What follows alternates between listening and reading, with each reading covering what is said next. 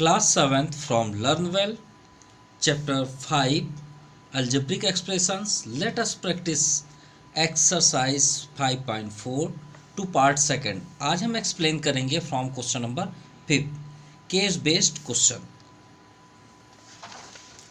Now start question number 5 with full detail. यहाँ पे ध्यान से देखिए. The cost of a book, एक बुक है जिसका प्राइस यहाँ पे अलजेब्रिक के फॉर्म पे दिया एक्स रुपीज़. ठीक है, क्या दिया है? एक बुक है जिसका प्राइस एक्स रुपीज़ है और एक पेन है. The cost of a pen is Y rupees. ठीक है, इतना तो आपको क्लियर हो गया. अगर हम आपसे ये बोलें, साथ में दोनों अटेंड करते हैं तो आपको ज़्यादा समझ में आएगा. सबसे पहले हमें क्वेश्चन 5 में दिया है, क्या दिया है? Cost of a book. ठीक है, रुपीज़ एक्स. ध्यान समझिएगा और प्रैक्टिकल भी समझते हैं साथ में. प्रैक्टिकल के लिए हम यहाँ पे लेट कर, आपका सोल्यूशन ये है, आपको प्रैक्टिकल करेंगे तो आपको जल्दी समझ में आएगा. हम यहाँ पे ले लेते हैं कॉस्ट ऑफ अ बुक. कोई भी रुपीज़ ले लेते हैं, मान लीजिए 100 रुपीज़ ले लिए. ठीक है, अब यहाँ पे दिया है cost of a pen. Of a pen rupees Y. हम यहाँ पे ले लेते हैं कास्ट ऑफ अ पेन. मान लीजिए हमने 20 रुपीज़ ले लिया. ठीक है, ये हमने लेट किया है. ठीक है, फॉर एग्ज़ाम्पल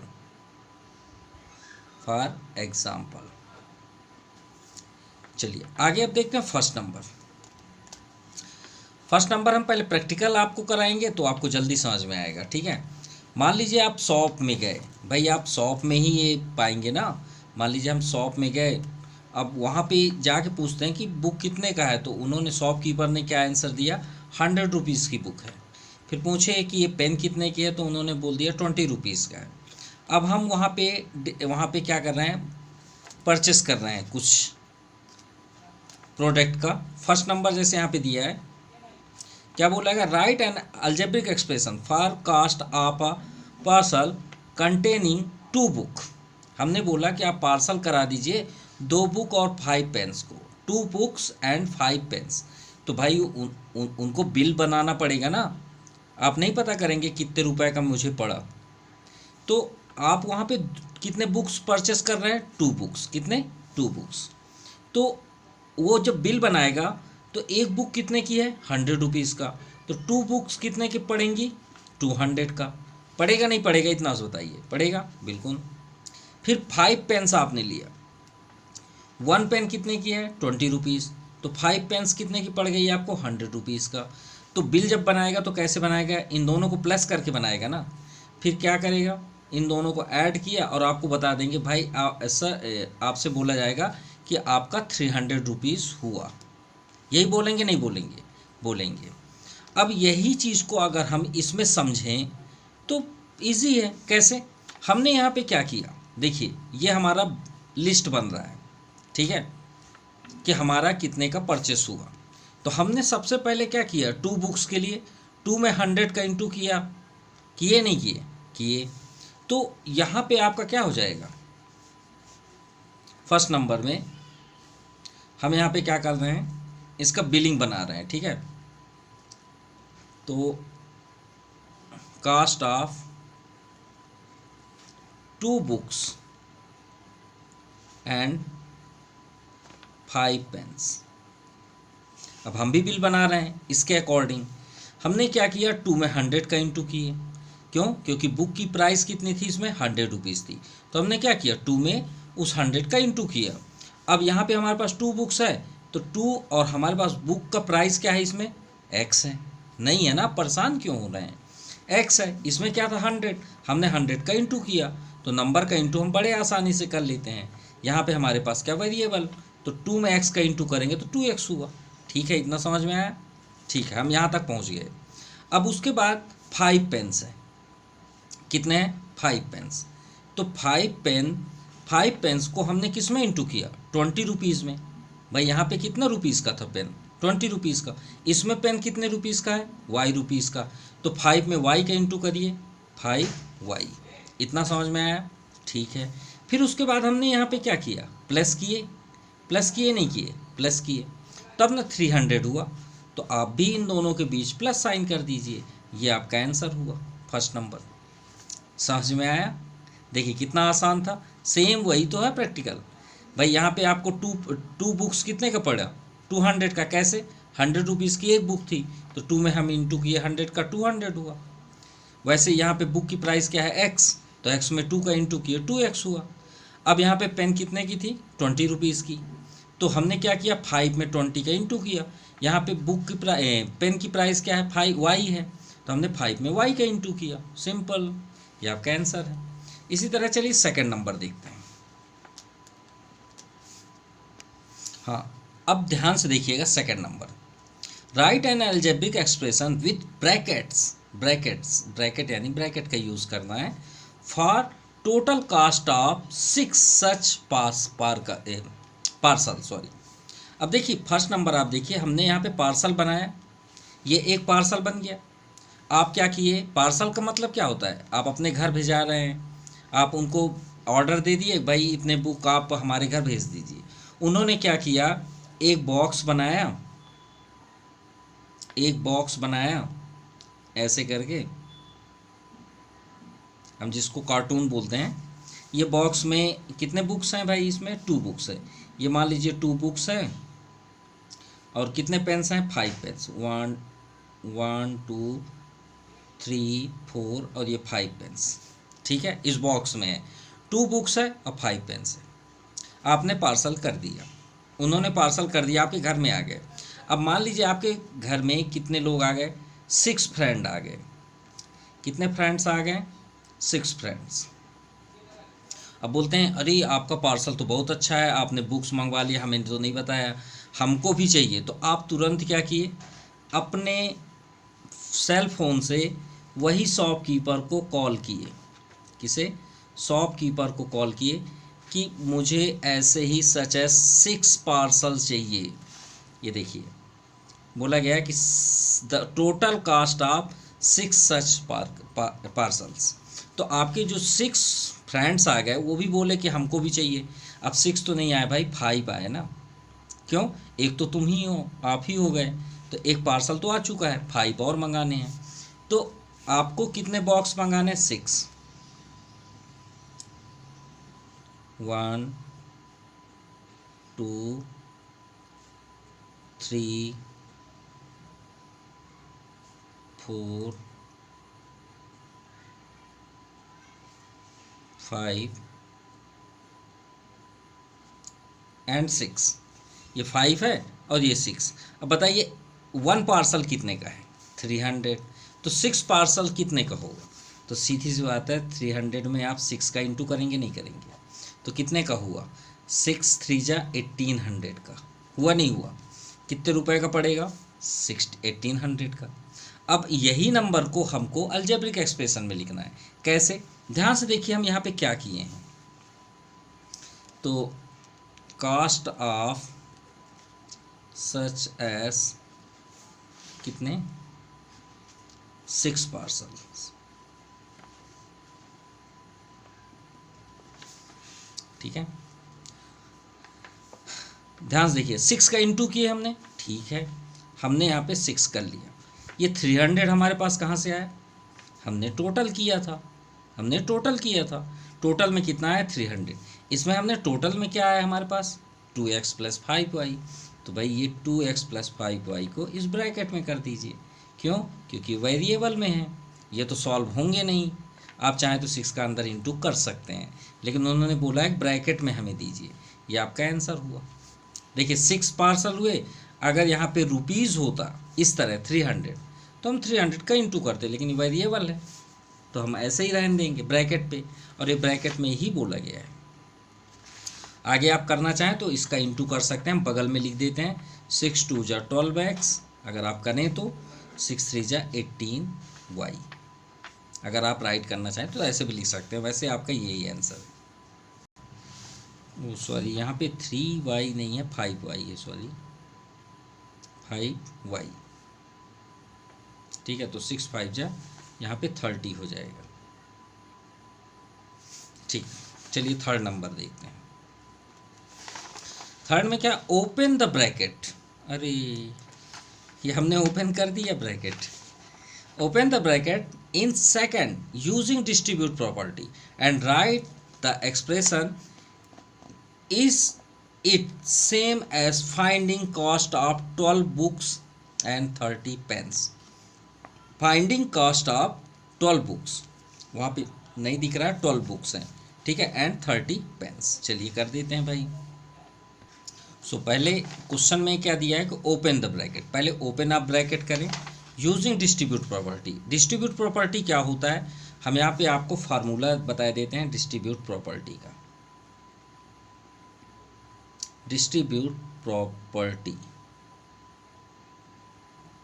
डिस्ट्रीब्यूट प्रॉपर्टी ये होता है कि आपके पास एक वेरिएबल है, ब्रैकेट में अगर 2 वेरिएबल्स प्लस में हो माइनस में हो डजेंट मैटर, उसे 1 बाई 1 इंटू करना है। ए में बी का पहले आप इंटू करेंगे, फिर बीच में प्लस साइन है लिखे रहने दीजिए, और ए में सी का इंटू करेंगे, यही कहलाता है डिस्ट्रीब्यूट प्रॉपर्टी। ये आपका फार्मूला हो गया, ठीक है, डिस्ट्रीब्यूट प्रॉपर्टी का। अब हमारे पास यहाँ पे क्या दिया है, 6 पार्सल्स का ये बना हुआ 6 ब्रैकेट 2x + 5y। इसे ओपन करिए, 6 2 जा 12x इंटू होगा, ये देखिए आपके सामने हमने किया, नंबर का नंबर में होगा, वेरिएबल का वेरिएबल में, लेकिन यहाँ कोई वेरिएबल नहीं है इसलिए इंटू नहीं होता, ठीक है। 6 2 जा 12x और 6 का 5 में इंटू होगा, 6 5 जा 30y। ये आपका आया यहाँ तक का अभी आंसर। अब आगे देखते हैं क्या लिखा हुआ है। सेकंड, यहाँ तक हमने डिस्ट्रीब्यूट प्रॉपर्टी कर लिया, एंड राइट द एक्सप्रेशन हमने कर दिया वो भी। अब यहाँ बोला इज इट, क्या same as finding cost of 12 books and 30 pens, क्या आपके 12 बुक्स और 30 पेन्स के ये इक्वल हैं, ये जो आपका अलजेब्रिक एक्सप्रेशन है। तो चलिए उसको भी देखते हैं। Cost of 12 books and 30 pens. अब चलिए फिर से आ जाइए अपने पुराने जगह पे जहाँ से आपने स्टार्ट किया। ये देखिए, cost of 2 books and 5 pens, तो हमने क्या किया, 2 में x का इंटू किए, बुक्स का x रुपीज़ था। अब 5 पेन्स का कितना था y, तो 5 में हमने y का इंटू किया और फिर दोनों को ऐड कर दिए, यही किए। अब यहाँ पे हमारे पास 2 बुक्स नहीं है, 12 बुक्स है, तो हम यहाँ पे क्या करेंगे, 12 में x का इंटू करेंगे, और यहाँ पे देखिए प्लस किए थे, प्लस कर लीजिए। अब कितने बुक्स हैं, पेन्स कितने हैं, 30 पेन्स, ये 30 पेन्स, तो 30 में हम किसका इंटू करेंगे, y का। अब चलिए चेक करते हैं, 12 में x का इंटू करेंगे, 12x पास में आ जाएंगे, प्लस 30 में y का इंटू 30y। अब क्या ये दोनों इक्वल हैं, हमसे क्वेश्चन पूछा गया है। क्या आप जब ब्रैकेट डिस्ट्रीब्यूट प्रॉपर्टी किए तो जो आंसर आया, क्या वो कास्ट ऑफ 12 बुक्स और एंड 30 पेन्स के इक्वल हैं? हाँ बिल्कुल इक्वल दिख रहे हैं। देखिए 12x + 30y, यहाँ भी 12x + 30y, yes it is equal. ये आपका आंसर हुआ। Now question number 6 to first, observe the pattern below and give formula for finding number of dots in nth plot.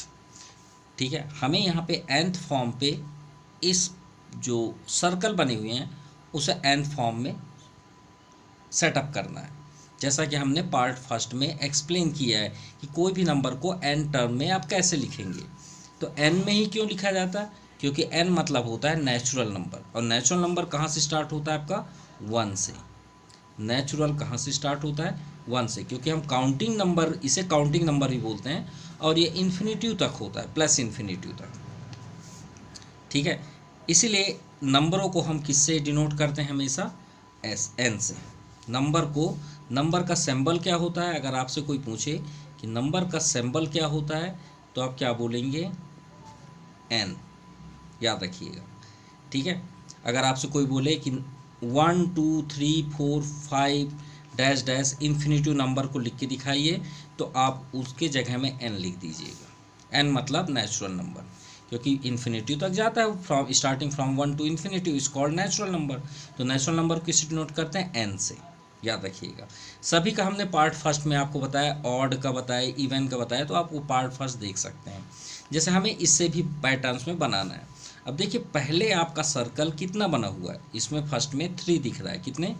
3 लिख लीजिए, कॉमा सेकंड में आपको कितना दिख रहा है? 3 3 6।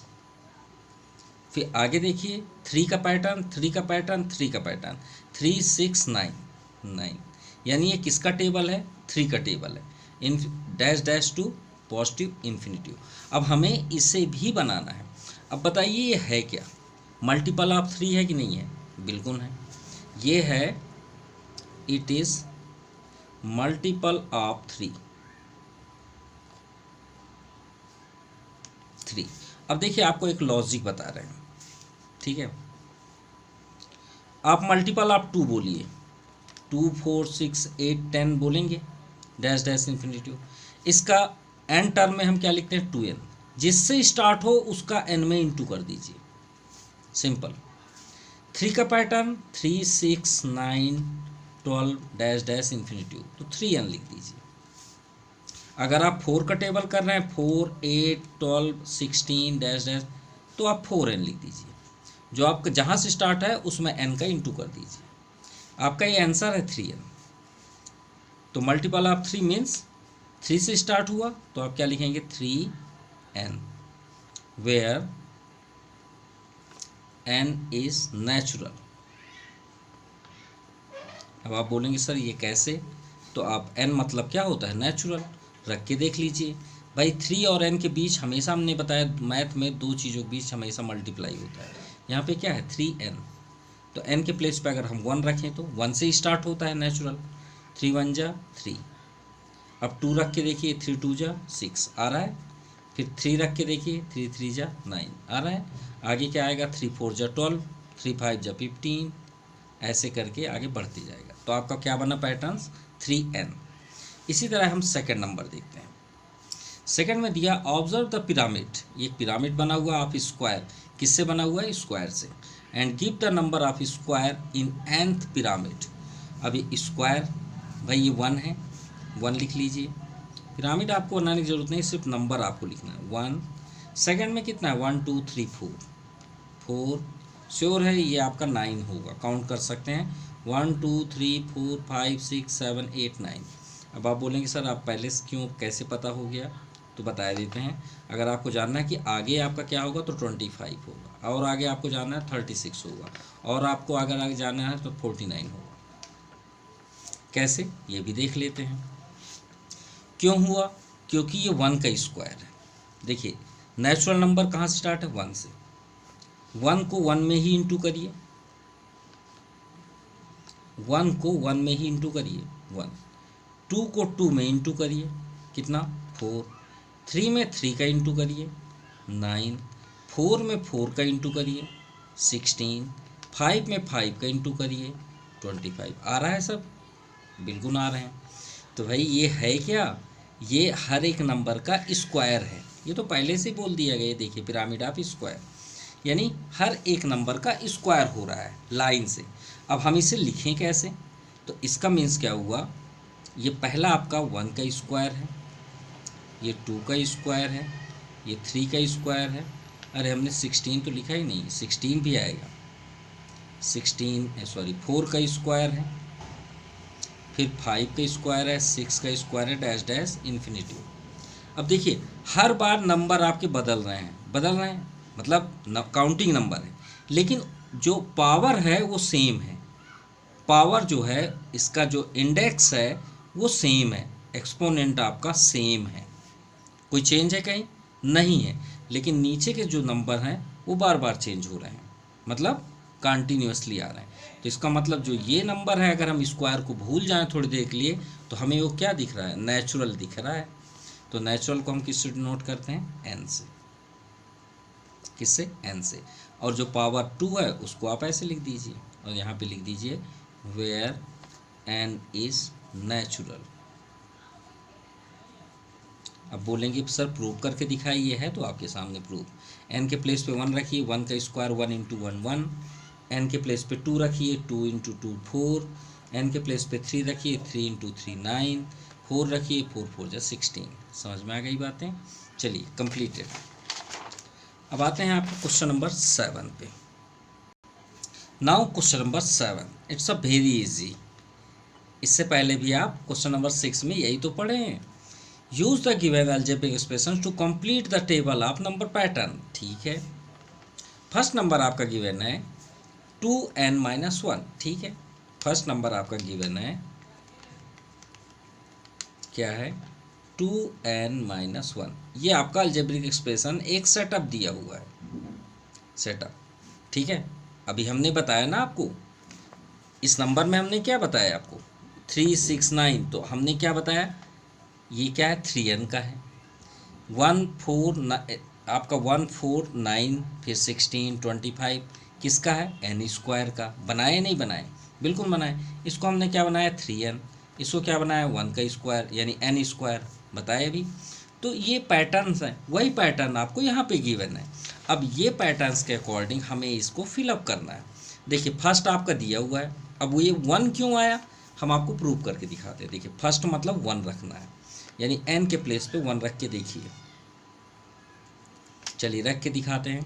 2 और n के बीच क्या साइन है 2, भाई मल्टीप्लाई है ना। n के प्लेस पे क्या रखना, सॉरी 1 रखना है, 1 1 और -1।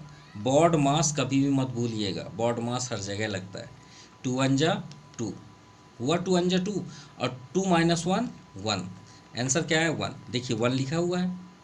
सेकंड देखिए 2 रख के देखिए, सेकंड मतलब 2 रखिए, 3 नहीं रखना है, 2, आंसर 3 आएगा। 2 रख के देखिए, 2 इंटू एन के प्लेस पे 2 रखिए, -1, 2 2 ज़ा 4, 4 -1 3, आ गया 3। इसी तरह 3 रखेंगे तो हम रख के भी दिखा देते हैं।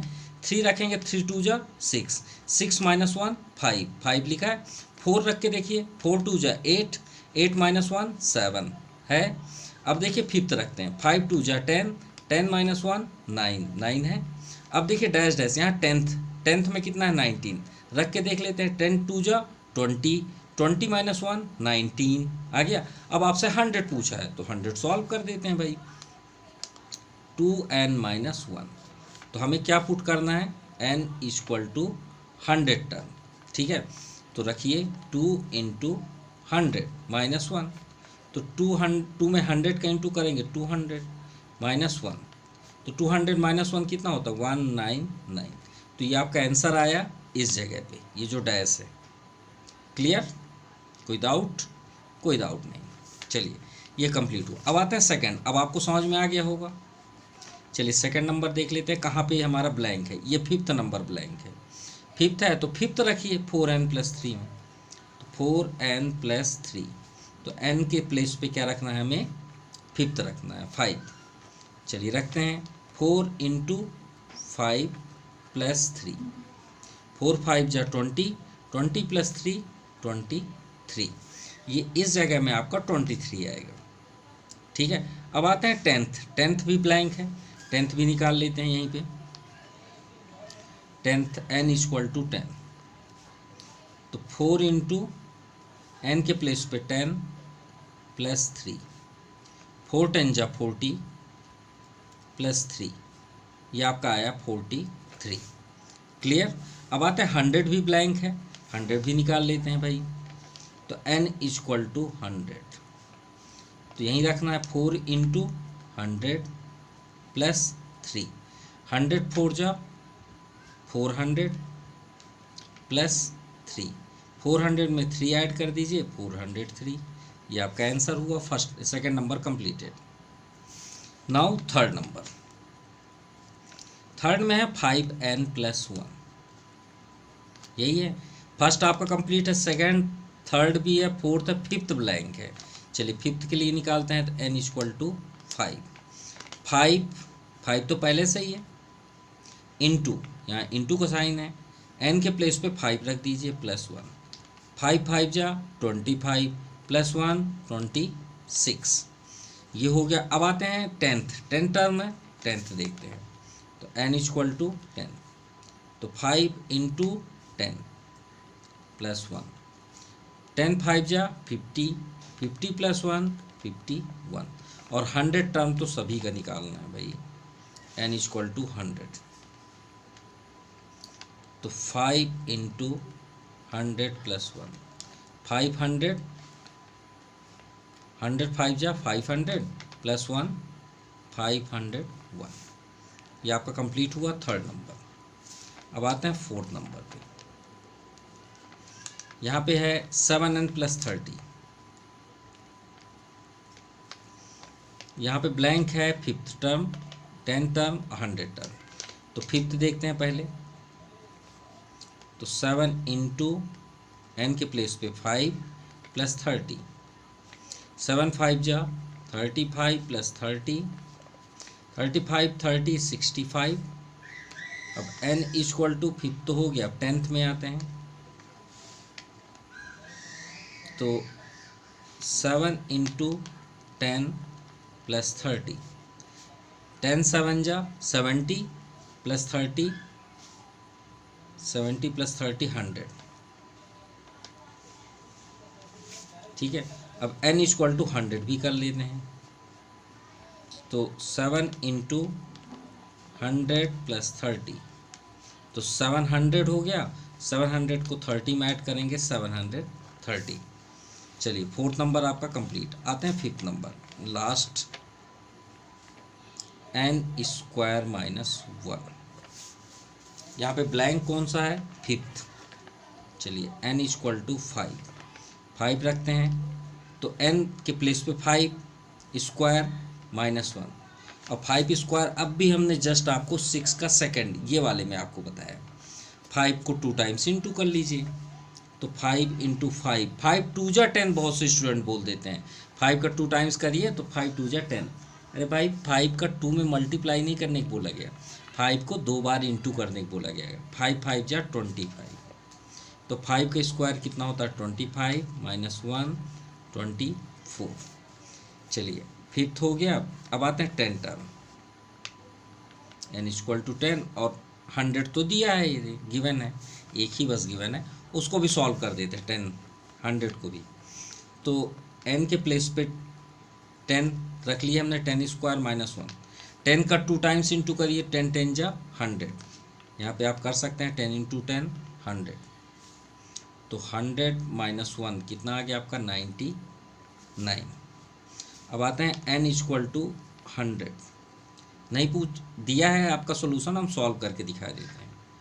100 का स्क्वायर माइनस 1। देखिए अब आप सोचेंगे 100 को 2 टाइम्स इंटू करें तो क्या होगा, तो आपको घबराने की ज़रूरत नहीं है। 100 को आप 2 बार इंटू करें तो आपको इंटू नहीं करना है, इनके ज़ीरो काउंट कर लीजिए। यहाँ पे 2 0, यहाँ भी 2 0, कितने ज़ीरो हो गए, 4 0, 4 0 यहाँ पे लिख दीजिए, माइनस 1। अब 10,000 है, 10,000 में से 1 माइनस हुआ तो 9,999, जो कि आपका लास्ट में यहाँ पे गिवन है। क्लियर? तो आपका कंप्लीट हुआ question number 7। Now question number 8। So by using algebraic expression that sum of 3 consecutive integer is always a multiple of 3। हमें देखिए कॉन्सिक्यूटिव मतलब होता है कंटिन्यू, जो नंबर आते हैं उसे कॉन्सिक्यूटिव नंबर बोलते हैं। ठीक है, यहाँ पे इंटीजर की बात है तो इंटीजर यानी पॉजिटिव निगेटिव कुछ भी हो सकता है, लेकिन कॉन्सिक्यूटिव इंटीजर यहाँ पे बोला गया है। तो इसका मीन्स क्या हुआ, तो हम यहाँ पे लिखे देते हैं 3 कॉन्सिक्यूटिव। यहाँ थोड़ा सा हमारे साइड से क्वेश्चन में यहाँ पॉजिटिव इंटीजर होना चाहिए था। ठीक है, क्या होना चाहिए था, पॉजिटिव। पॉजिटिव में हम एक सेटअप बना सकते क्योंकि इंटीजर नेम आया, अगर नंबर होता तो कोई प्रॉब्लम नहीं थी, लेकिन यहाँ इंटीजर आया तो इंटीजर निगेटिव भी होता है, पॉजिटिव दोनों होते हैं। ठीक है, तो 3 यहाँ पे कॉन्सिक्यूटिव इंटीजर जो है यहाँ पे हम कर लेते हैं पॉजिटिव इंटीजर, तभी ये राइट होगा, अदरवाइज ये परफेक्ट बिल्कुल भी नहीं हो सकता निगेटिव के लिए, क्योंकि निगेटिव भी इंटीजर होते हैं। तो पॉजिटिव इंटीजर हमें मल्टीपल बनाना है, लेकिन हम पहले कॉन्सिक्यूटिव पॉजिटिव इंटीजर आपको दिखा देते हैं। तो उसके लिए क्या होगा, 1 2 3 4 डैश डैश डैश, ये आपके कॉन्सिक्यूटिव हैं। इसको क्या बोलते हैं, कॉन्स्टिट्यूटिव। अब इसे हम किस फॉर्म पे लिखें, right in form of algebraic expression. ठीक है, यहाँ पे अलजेब्रिक एक्सप्रेशन लिख लीजिएगा, ए बोलते हैं साइड में। अब देखिए 1 लिखा है, तो 1 को हम क्या बोलते हैं, एन। सिंपल सी बात है, नंबर को तो हम एन ही बोलेंगे ना। क्लियर। अब एन के बाद क्या है, 2, तो 1 में आप क्या ऐड करेंगे, 2 होगा, तो सिंपल सी बात है 1 ऐड करेंगे। तो एन में अगर हम +1 लिख दें तो भाई एन के प्लेस पे अगर हमने 1 रखा तो 1 हुआ। अब यहाँ भी तो 1 रखेंगे ना, तो 1 + 1 कितना हो जाएगा, 2। और आगे बढ़े तो n+2 रखें, और आगे रखें तो n+3 रखें। अब आप n के प्लेस पे 1 रख के देखिए, ये हम आपको प्रूव कर रहे हैं। ठीक है, ये हम प्रूव कर रहे हैं कैसे, n = 1 रखते हैं, रख के देखिए 1 1 + 1 1 + 2 1 + 3 ऐड करके देखिए 1 1 + 1 2 1 + 2 3 1 + 4, ये 1 + 3 4 हुआ कॉन्स्टिट्यूटिव। और ये कहाँ तक जाएगा, इन्फिनिटिव। ये हमने आपको प्रूव कर दिया कि हम इसे क्यों लिखे हैं। और यहाँ पे आपका हिंट भी दिया है, ये देखिए n n+1 n+2 हमने एक और आपको एक्स्ट्रा बना दिया। क्लियर। लेकिन यहाँ पे हमारे पास एक कंडीशन बनाया हुआ है कि आप कॉन्स्टिट्यूटिव इंटीजर तो बताइए, लेकिन वो मल्टीपल किसका हो, 3 का, नंबर का ना हो। ये तो हमने क्वेश्चन को एक्सप्लेन किया। अब हम करते हैं 3 consecutive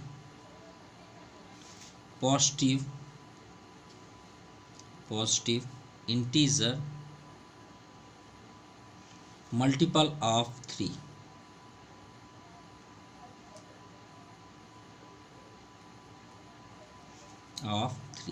अब 3 का टेबल होना चाहिए, कॉन्स्टिट्यूटिव हो लेकिन 3 का टेबल हो।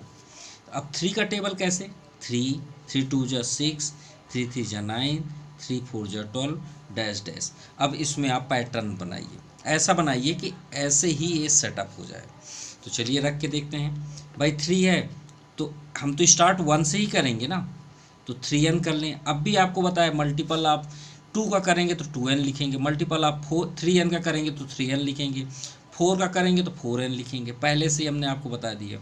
अब 3n तो लिख लिए, इससे अगर हम n के प्लेस पे 1 रखें तो 3 तो पा गए। अब 6 कैसे पाएँ, और 1 ही रखना है, एक बार में आपको 1 ही रखना है। तो 3n यहाँ पे 1 रखेंगे तो 3 1 = 3। अब 3 में क्या ऐड करेंगे, 6 हो जाए 3। समझ में आई बात। अब ध्यान से देखिएगा, 3n तो पहले से ही फिक्स है, ये तो फिक्स है, आगे बढ़ रहे हैं हम। अब 9 कैसे मिलेगा, 1 रखेंगे 3 1 = 3। 3 में क्या ऐड करेंगे, एक 9 हो, 6, यहाँ 6 लिखिए। और आगे आपको जाना है तो 3n रखिए, 12 कैसे आएगा, 3 1 = 3, 3 में क्या ऐड करेंगे, 12 हो जाए। तो देखिए 3 6 9, यहाँ 9 लिख दीजिए। अब रख के देख लीजिए आप, n = 1 रख के देखिए। जैसे यहाँ पे देखिए 1 बस रखे तो एक नंबर बन गया। अब यहाँ अगर 1 रखें तो देखते हैं क्या होता है, 3 × 1 3 × 1 + 3 3 × 1 + 6 3 × 1 + 9 3 1 = 3 3 × 1 3 1 = 3 + 3 6 3 1 = 3 3 6 9 3 1 = 3 3 9 12 बन गया टेबल आपका। ये हमने प्रूव कर दिया। तो आपका आंसर क्या हुआ, 3n 3n + 3 3n + 6 3n + 9, ये आपका आंसर। क्लियर। तो आपका question number 8 completed. Now question number 9, assertion reason based question. तो सबसे पहले हम असर्शन देखते हैं एंड रीजन।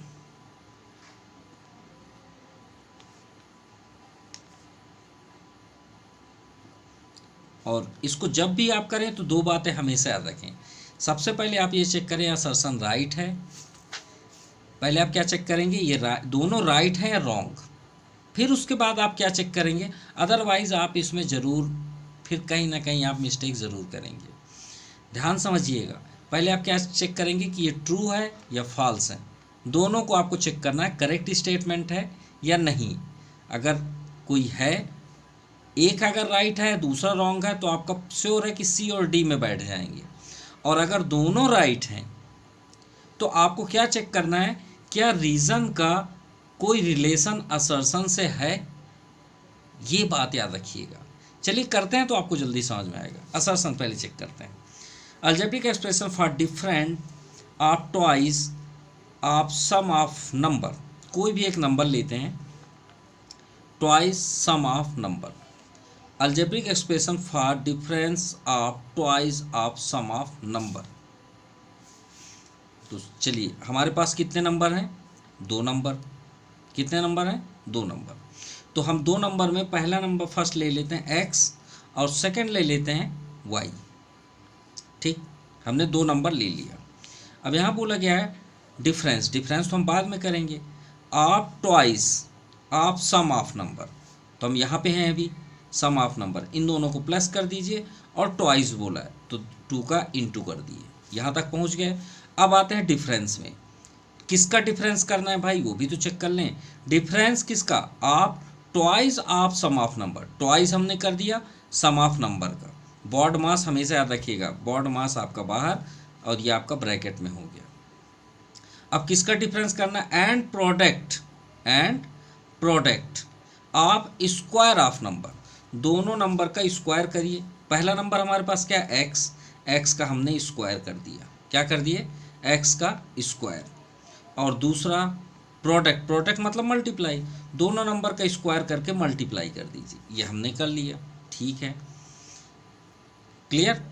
अब यहाँ पे क्या बोला गया है, डिफरेंस, ध्यान समझिएगा, difference of twice of sum of number and product of square of numbers is, जब भी इन दोनों का माइनस करते हैं तो हमें क्या रिजल्ट मिलता है, 7। क्या मिलता है, 7। ठीक है, अब देखिए यहाँ पे हमारे पास क्या आंसर दिया है, X square minus Y square पहले दिया है। ठीक है, जबकि डिफरेंस में यहाँ पे ऐसा कोई भी कंडीशन नहीं बोला है कि आप उसको पहले करिए बाद में करिए। तो चलिए हम थोड़ी देख लिए, इसे हम पहले कर लेते हैं।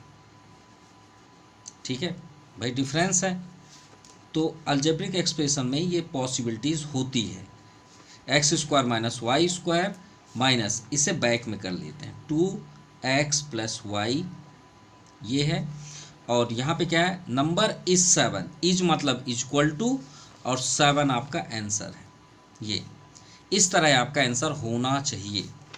क्या गिवन है, बिल्कुल मैच कर रहे हैं, बस ये -7 नहीं है, इधर 0 है। अब ध्यान से देखिएगा, अब हम ट्रांसफ़र करते हैं। ट्रांसफ़र मतलब नंबर को इधर ला के देखते हैं, मैच करते हैं क्या हमारा आंसर सही है। तो X square Y square minus 2x plus Y. अब ये इक्वल से हम इधर लेके आते हैं 7 को, तो 7 क्या है, कौन सा साइन है, हमेशा याद रखिएगा प्लस होता है। ठीक है, किसी भी नंबर के आगे अगर आपको साइन ना दिखे, जैसे आपसे कोई पूछे एक्स स्क्वायर वाई स्क्वायर के आगे कौन साइन है, तो आप क्या बोलेंगे, प्लस।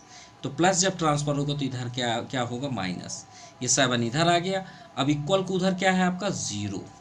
जब पूरे नंबर से इधर आ जाते हैं तो उधर क्या रिमाइंड होता है, 0, याद रखिए। अब बताइए, सेम है, बिल्कुल सेम है, तो हमारा असर्शन ट्रू है। असर्शन क्या हुआ, करेक्ट स्टेटमेंट हुआ। अब आते हैं reason. Algebra is a branch of mathematics, बिल्कुल ब्रांच है मैथमेटिक्स का, in which letter and symbol, letter and symbol, letter बिल्कुल।